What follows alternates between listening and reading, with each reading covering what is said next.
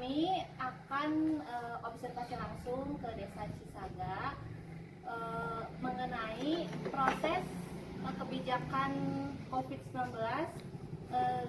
berhubungan dengan materi dari psikologi sosial. Nah, di sini langsung aja perkenalan, ada nama saya Sikoman Harisa, saya Indira Putri Daniel, saya Gun Gunawan, saya Sadi Brilian, saya Sama Nabi Salam, saya Ari Dermawan. Nah, dalam observasi ini kita akan selalu mengikuti ketentuan dari protokol kesehatan. Kita menggunakan masker, terus kita akan jaga jarak nanti pas observasi juga, dan yang terakhir ada hand sanitizer. Kita siapkan semuanya karena kita mengikuti ketentuan dari protokol kesehatan. Langsung aja nanti kita ketemu di Desa Cisaga.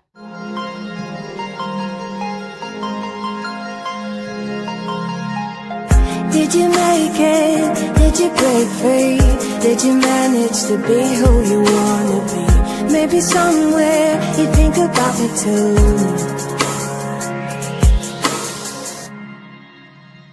I wonder where are you now? Wonder where are you now?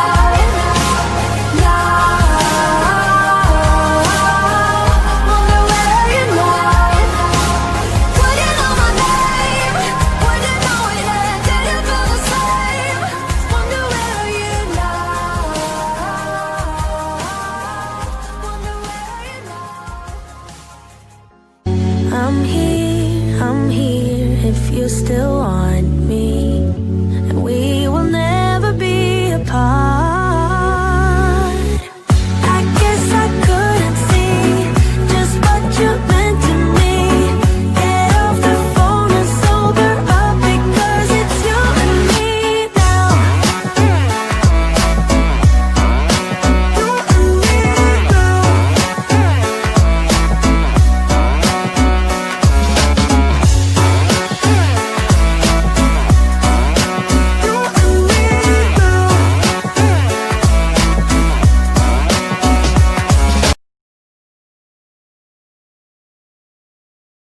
di bawah gitu, karena tidak tepat sasaran itu, karena tidak kuasa baik yang kota. Itulah kendala seperti itu.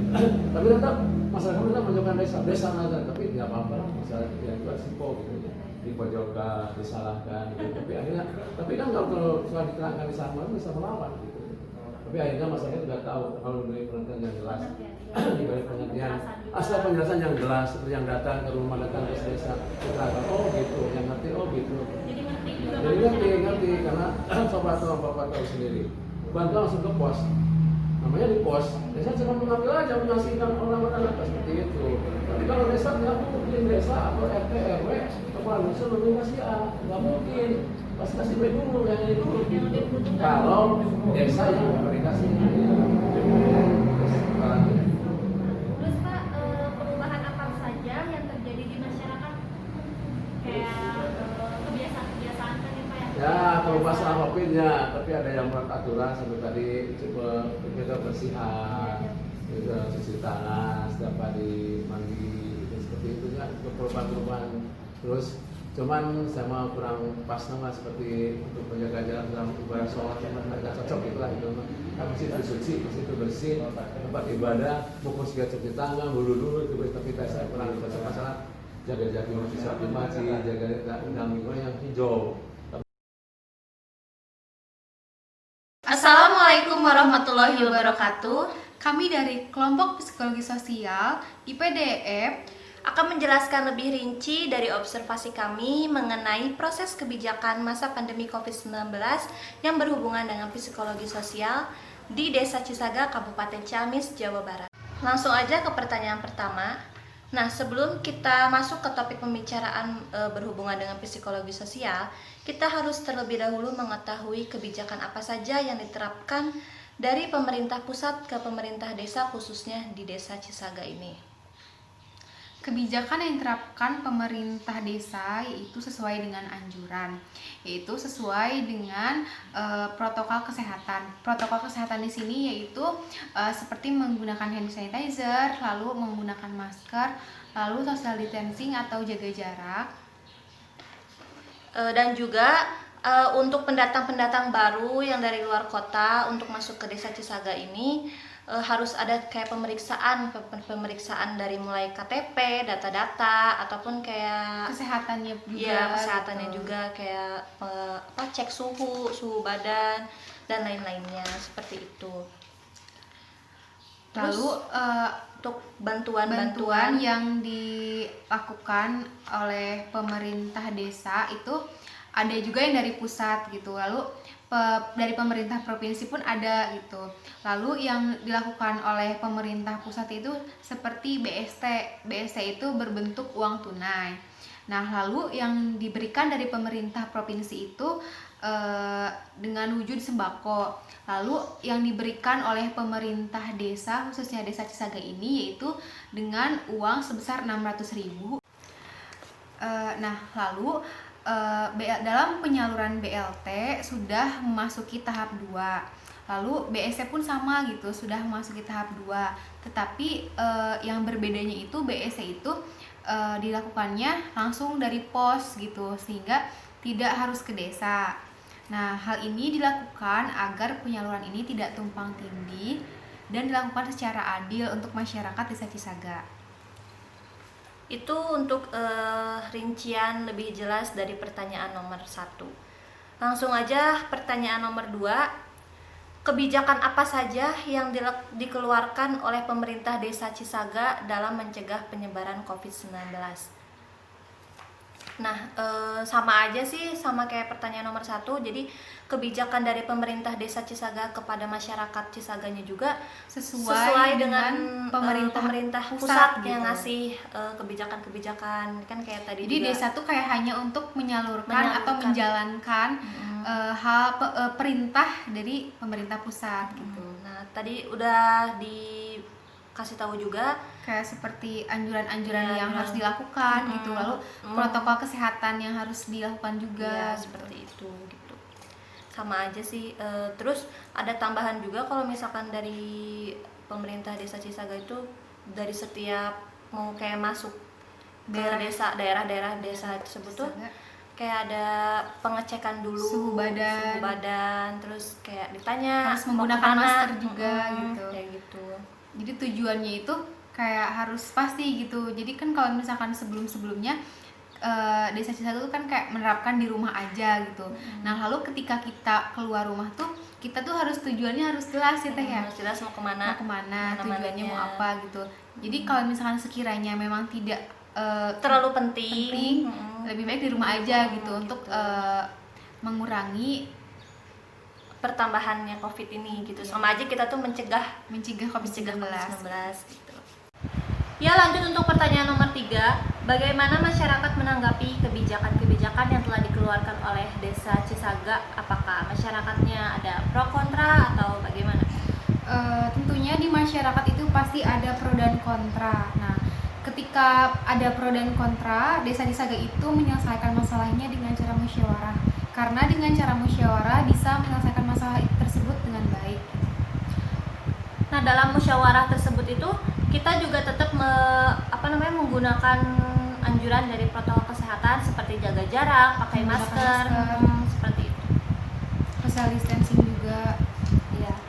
Nah, untuk yang bertanya misalkan ada yang mau nanya nih, apakah ada Pro dan pro-nya? kontranya tuh kayak Iya, gimana iya. sih?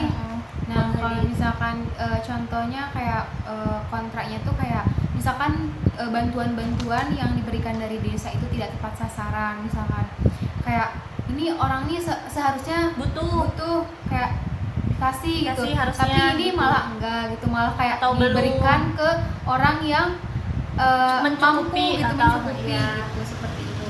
Nah, kalau misalkan pro-nya tuh biasanya kegiatan ataupun kebiasaan yang biasanya sudah dilakukan seperti cuci tangan atau pulang dari luar itu biasanya bersih-bersih, itu sih udah kayak ya udahlah, udah bisa, udah gitu, udah biasa untuk mengikuti anjuran protokol kesehatan seperti itu.